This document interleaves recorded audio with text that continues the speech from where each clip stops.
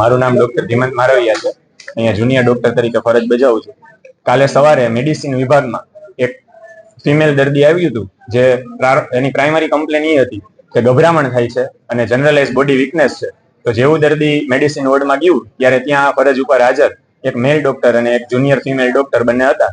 એમણે એની પ્રાઇમરી તપાસ કરી, વાઇટલ્સ લીધા, બીપી લીધું અને જે છાતીની પટ્ટી કાઢવાની હોય કે જેને ઇસીજી કહેવાય, એ છાતીની પટ્ટી તાત્કાલિક ધોરણે સ્ટ્રેચર ઉપર જ કાઢી અને એની તપાસ કરતા એવું જણાણું કે એમાં કંઈ જાજુ સારવાર આપવા જેવું છે નહીં. તેમ છતાં એમને જે સારવારની જરૂર હતી સારવાર ચાલુ કરી અને દાખલ કર્યા અને જે ખાટલો આપવાનો હતો એમને બેડ અલોટ કર્યો. એ બેડમાં શિફ્ટ કરવાનું કીધું, પણ એમની સાથે 5 થી 6 જણા આવી ગયા હતા, જેમાંથી અમારા જ અહીંયા સિવિલ હોસ્પિટલમાં બીજા વિભાગમાં ડ્યુટી ઉપર જેની ડ્યુટી બોલતી હોય એવા માસી જે ફિમેલ સર્વન્ટ છે એ એમની સાથે મેડિસિન વિભાગમાં આવી ગયા હતા અને બીજા એના સગા હતા જે દર્દીના 4 થી 5 જણા અંદર આવી ગયા અને ફિમેલ જે વોર્ડ હતો આખાનો વિડીયો લેવા માંડ્યા, રેકોર્ડિંગ કરવા માંડ્યા. હવે આ રીતે ઇમરજન્સીમાં કામ ચાલતું હોય, ડોક્ટરો ફરજ બજાવતા હોય, તો આ રીતનો વિડીયો લેવો એ ગેરકાયદેસર છે અને એમાં ફરજમાં બાધારૂપ થાય. તો એ રીતની એની શાબ્દિક ચેતવણી આપવામાં આવી હતી કે ભાઈ આ રીતનો વિડીયો ન ઉતારો, બીજા દર્દીની સારવારમાં બાધારૂપ થાય છે.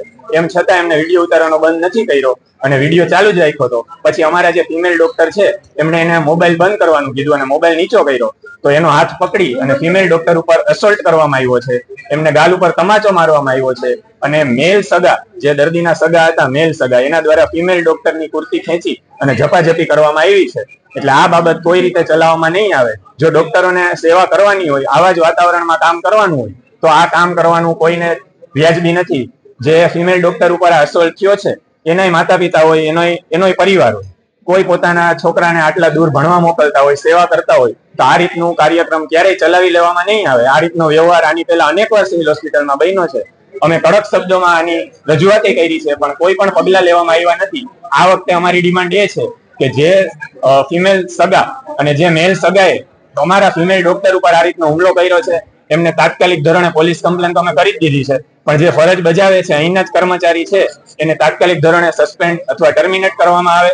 અને બીજું એ કે આખો બનાવ બન્યો ત્યારે વોર્ડની બહાર સિક્યોરિટી ઓફિસર હાજર હતા, એમ છતાં મૂક દર્શક બનીને ખાલી સમગ્ર ઘટનાક્રમ નિહાળ્યો છે. બધા વોર્ડમાં, બધી ઇમરજન્સીમાં, બધે જે સિવિલ જે સિક્યોરિટી ઓફિસર છે બધા ફક્ત આ જ કાર્યક્રમ કરે છે.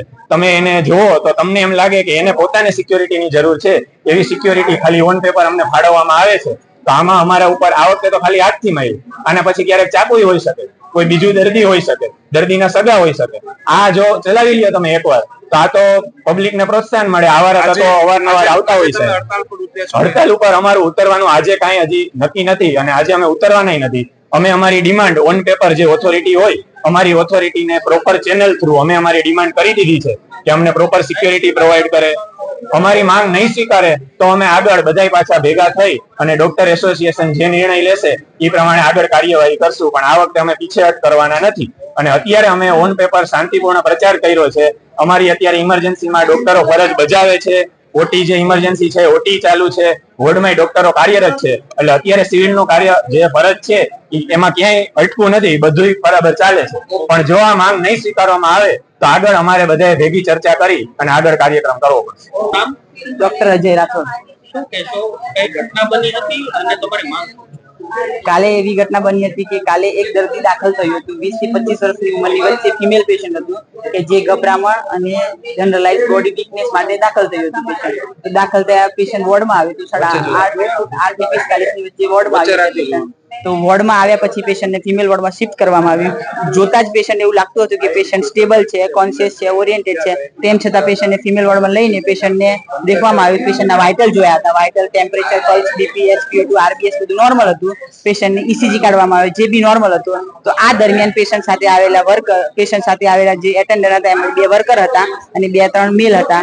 જે વર્કર હતા એમને એગ્રેસિવ બિહેવ કરવાનું ચાલુ કર્યું અમારા સાથે અને દર્દીની સાથે અમારો વિડીયો ઉતારતા હતા. તો આ દરમિયાન મારા સાથે રહેલા સિનિયર ડોક્ટર કે જેમને આ રીતે વિડીયો ઉતારવાનું ના પાડવાનું સમજાવ્યું, તેમ છતાં એ લોકો વિડીયો ઉતારતા હતા. તો મારા સિનિયર ડોક્ટર એમને સમજાવ્યું, તેમ છતાં માન્યા નહીં. તેમને હાથ વડે વિડીયો ફોન ડાઉન કરવાનો ટ્રાય કર્યો. તો એ લોકોએ એમની સાથે એગ્રેસિવ બિહેવ કર્યો, ગાળામ ગાડી કરી, એબ્યુઝિવ વર્ડ યુઝ કર્યા અને એમને ખીચાતાણી કરી અને એમને થપ્પડ મારી હતી. જે મેલ અટેન્ડર હતા એમને પાછળથી કુર્તી ખેંચવાનો ટ્રાય કર્યો હતો અને પાછળથી થપ્પડ મારી હતી. હવે તમારી માંગ શું છે? અમારી માંગ એ છે કે આવું યોગ્ય નથી, આવું ડોક્ટરો સાથે થાય એ યોગ્ય નથી. અને આ માસી કે જેમને વર્કર છે એ તરત જ સસ્પેન્ડ ટર્મિનેટ થાય અને અમને પ્રોપર સિક્યુરિટી પ્રોવાઈડ થાય કે આવું આગળ ના બની શકે. તમારી માંગ નહીં સ્વીકારાય તો હવે આગળ તમે યુનિયન છે તે શું કરશો? એ નક્કી કરશું અમે.